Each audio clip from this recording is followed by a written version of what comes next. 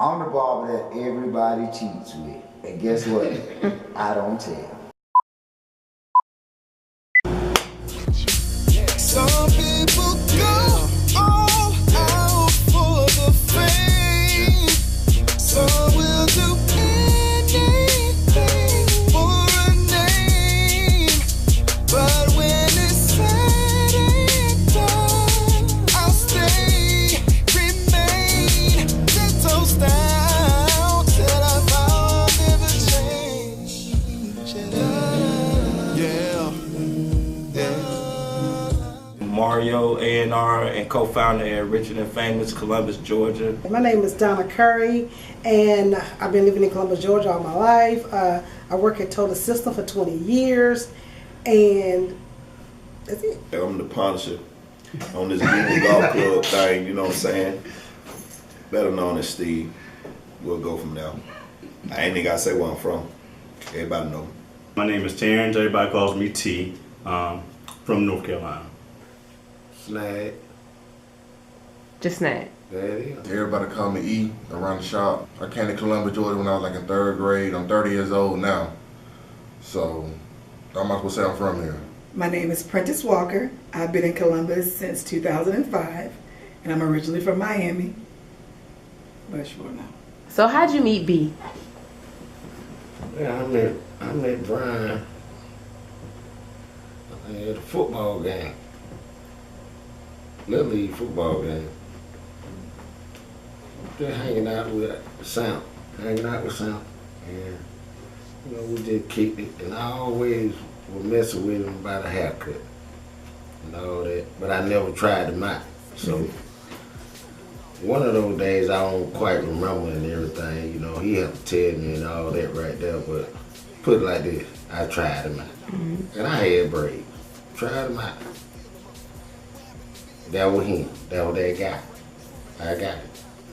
He got me, point blank. So you like the haircut? Yeah. Well, it wasn't a haircut. It was. Oh, you had braids. So you had an edge up. It was the edge up. Okay. And everything. But see, you know how folks be getting that damn edge up and shit like that.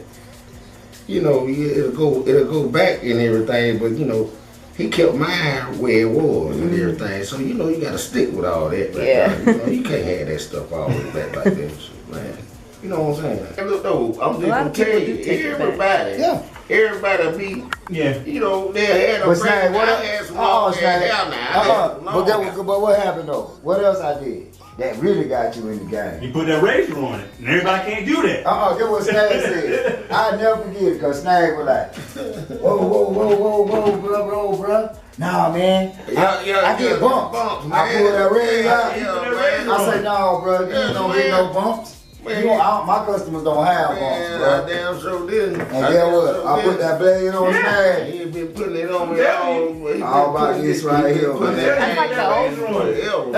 Everybody can't use that. Everybody can't use that. But all old school barbers or movies. The old school barbers do use the straight razor. New barbers. The new ones can't. New barbers have spray paint. Okay, well, you could call it Beijing or microfiber. It's still ugly though. No, because I can put a piece of cardboard right here, and instead of me showing my skill, I can just hold that board perfectly straight and just paint it. And your line is good. That Beijing. Until you get the sweat. You talking about that Beijing? 48 hours later. That Beijing? Yeah. 48 hours into your cruise. Into your cruise? Yeah. 48 hours in. Guess what happens? All of a sudden, the Beijing, So because you're in salt water. They didn't tell you about that. Is that more money for them? So there's a chemical reaction going on that you don't know about. It's called salt. It's getting into that. Yeah. And so it's breaking down because you're not taking care of it because you're on vacation. And guess what's going on? Being 72 hours in, your girl is going to tell you at dinner with lobster tails. Something going down. You got a little thin spot right there. Uh-oh. So then they gotta keep getting fillings. By the time you guys get ready to go, come back on your cruise, she really doesn't want to be with you anymore because you're bald and you've been spray painting your hair and paying for it. No, you colored your head. Yeah, you colored your head. I met B through Charlie and Maul. They were working at Patrice's barbershop around the street, and she was closing down, and so they needed somewhere to work. And I used to just hang with them all the time, so when they got work up here, they made sure I came up here and met Mr. B. Me and Terry, me and my wife moved up here probably like 11 years ago. And I was in the back doing the floor, me and my nephew, and him and Z-Unit came over, introduced themselves. He was like, you need some help? I said, nah, I don't need no help. Him and Z-Unit went to the store, bought a 12-pack, came back. He was like, bro, you need no help? I said, nah, man, I'm good. I'll see you in the morning. Next morning, he came back, we've been kicking there since. Here it is, 12 years later. So come aboard, we've been waiting for you. Met B back in 2005. I was at the gas station, and B approached me. He still had that black truck. He's like, "Hey man, you need a cut?" Yeah, I need a cut because I was getting kind of rough there. And he said, "Hey man, first cut's on me. If you don't like it, you ain't gotta pay." So I met him around the corner, came around here, he hooked me up. He had like 3 or 4 people that worked under him that they got their own shops now. So I remember all that shit. This was a tax office, you said. Yeah. Then that was a shop, and then that was a store too. Yeah. It was a whole store back then. I remember all that. Through my pastor at the church, I was like 16 years old, and I think they had some partnership going on or something, and I got introduced to him. I moved here in 2005, and my husband deployed in November of 2005. And I was looking for a new barbershop so I didn't have to drive all the way over to Buena Vista. And then I was at the gas station and somebody said, hey, there's a barbershop over there on Gunboat. I said, where's Gunboat? They said, before you get to Winn-Dixie. Yeah. I said, okay, so I drove by, then I saw the little barber sign, so I pulled over and that's how I met him. Oh, nice. And so we were talking with my son. I brought my son in here.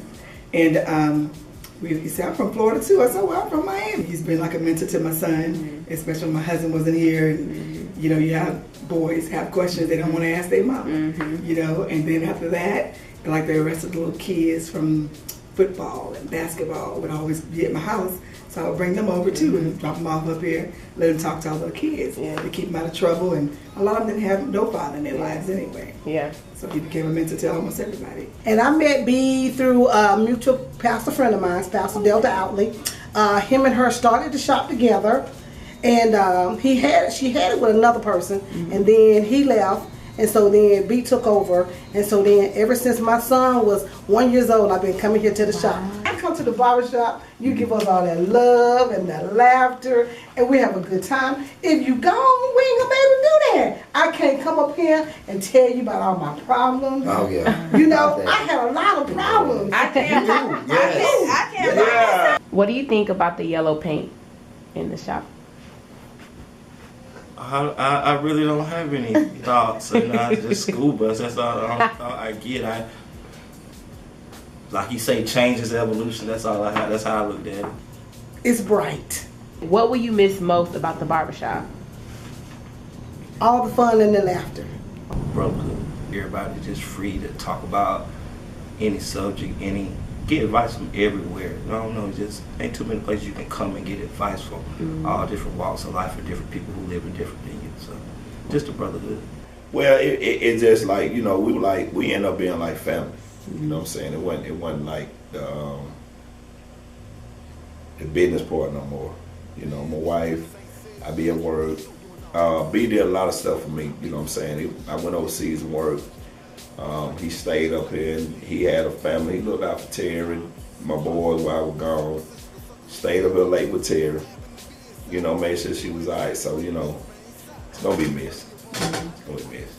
It's like a family atmosphere, you know. It's everybody here is considered a family.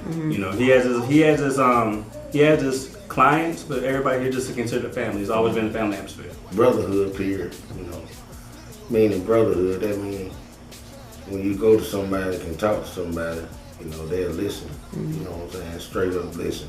And it ain't no keys and ha-ha, this real shit. But, you know, that's how it be. The barbershop.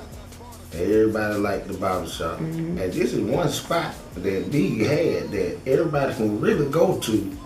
And I promise you, your mind gonna be clear, period.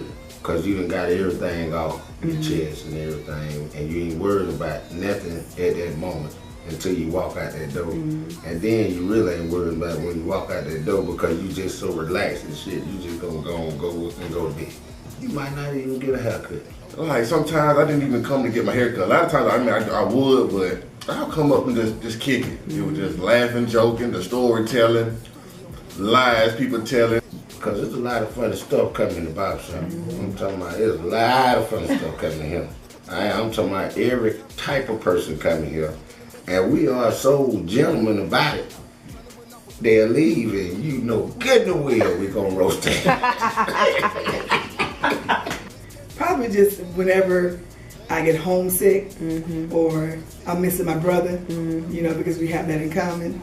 I swing by and say, hey, what's going on? Or I have a question. Like, how should I handle this with my son or whatever?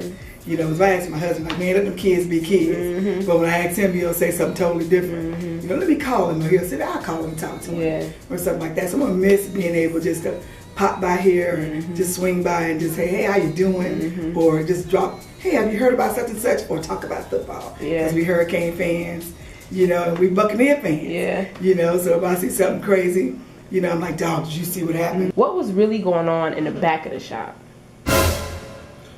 Now, can I really tell what's going on? Do I tell the whole truth or do I tell partial truth? What was going on in the back of the shop? What kind of question is that? They used to cut hair back there, that's all I know. Who's watching? Any kids watching this? Who's at home watching this? Back of the shop. There was a whole lot of haircut going back at the shop when the day was, you know, hell, he moved back there.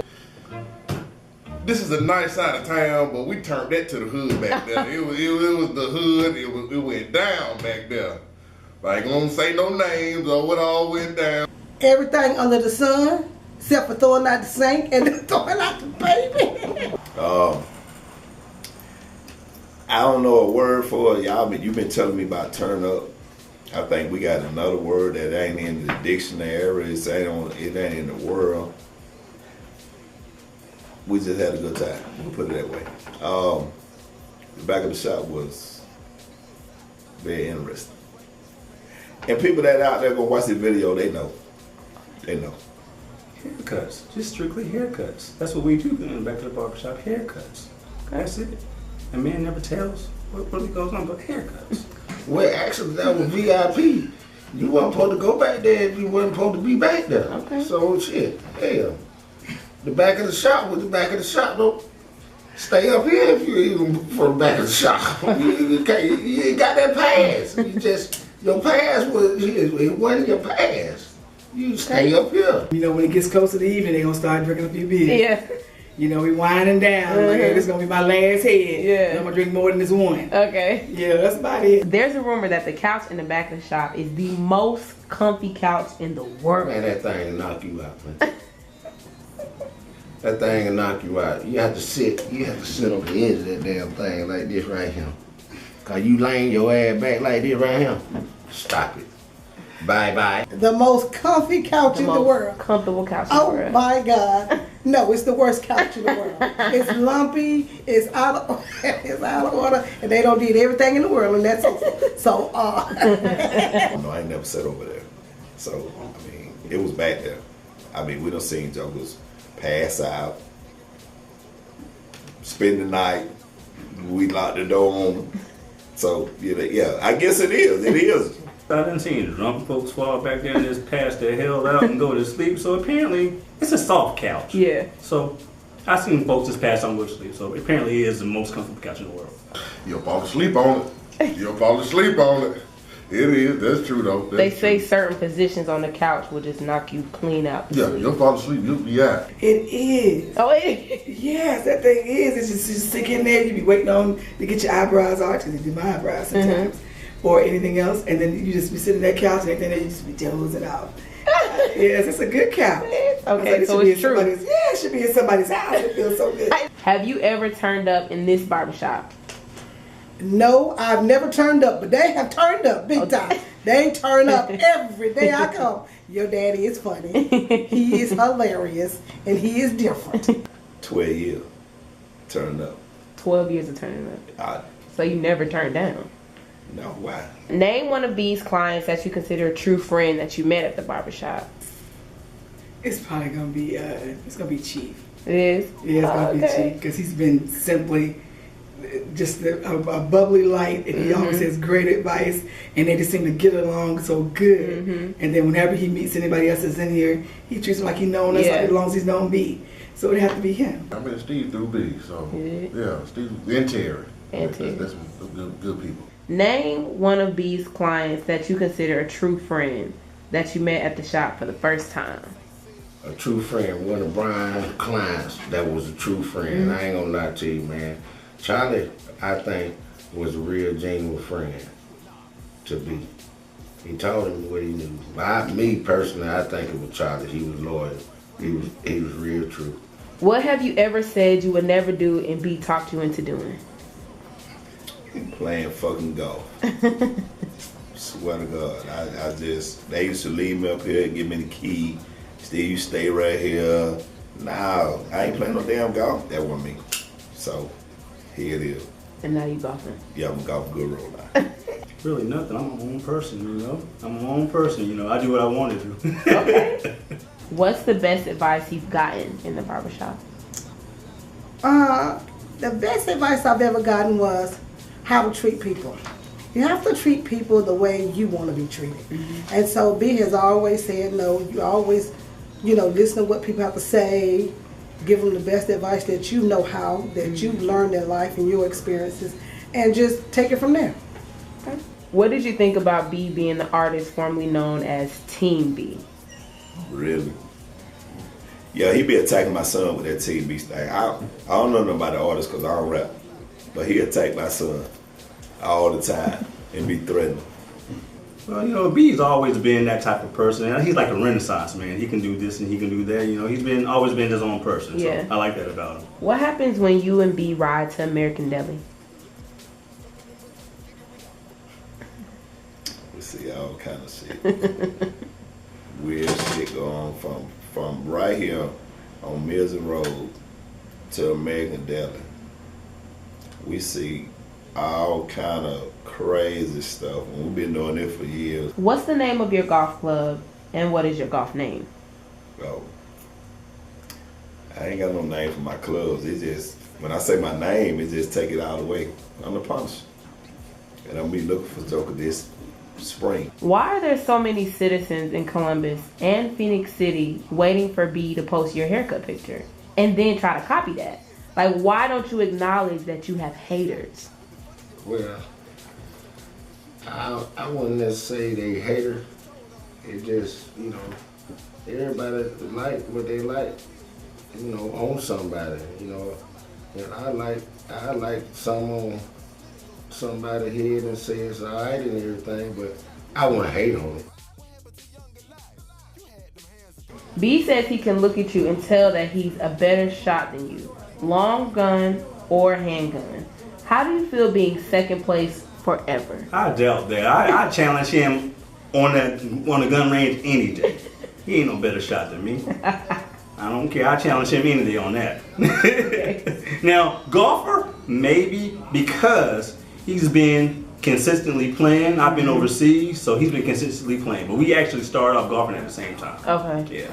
But as far as the shooting thing. As far as on a rifle or a handgun, I got it. What is the name of this county in your special snag-only language? Must go get it. Must go get it? Must go get it. Is that M-U-S-K? Must go get it. You could say musky, go get it, or must go get it. Either way, must go get it. How is it being a woman in the barbershop? Being a woman in the barbershop is like being a man in the barbershop. They talk about everything. They don't care whether you're a woman or a man. Yeah. They just talk, they cuss, they act a fool, they drink. They do it all. So I love it. It's exciting. Is it true that you bought your current car because your old car was being copycatted with everything by another person? With everything that you did with the car? That's true. It is? True. So what happened with this? I started the trend. I had it matte black. Oh, okay. And the first one around here with that paint job. And then I started seeing it everywhere. And B started saying, he was telling me, man, I done seen somebody with just like you. I said, no, I gotta change it up. Yeah. So I had to change it up. But that's how it is around here, man. They be biting. Yeah. They biting. What is the #1 college team in the world? Oh, it's gonna be the Hurricanes. I don't care how many times Alabama and Georgia, because that's not live here. I ain't never gonna root for Georgia, and I ain't gonna never root for Alabama. I'm gonna be a Hurricane till I die. Some people go. I just want to tell everybody thank you for supporting my business for all these years. And just remember, when one door closes, another door will open. But when it's said and done, I'll stay, remain, 10 toes down till I found never change. Yeah.